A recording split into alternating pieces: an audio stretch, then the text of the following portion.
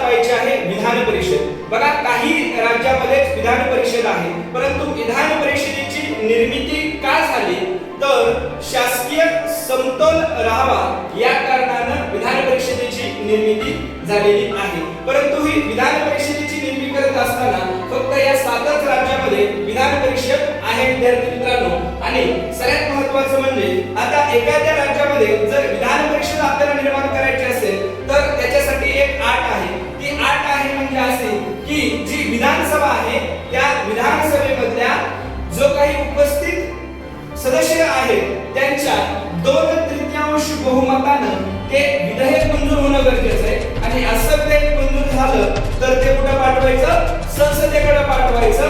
ते संसदेकडे पाठवल्याच्या नंतर संसदेनं त्याच्यावरती स्वाक्षरी केली आणि स्वाक्षरी केल्याच्या नंतर विधान परिषदेची निर्मिती होते. पण एक मुद्दा काय लक्षात ठेवा की जरी विधानसभेने बहुमताचा ठराव संसदेकडे पाठवला असला तरी त्या बहुमताच्या ठरावावरती स्वाक्षरी करायची का नाही करायची याचा सर्वस्वी अधिकार कोणाला असतो?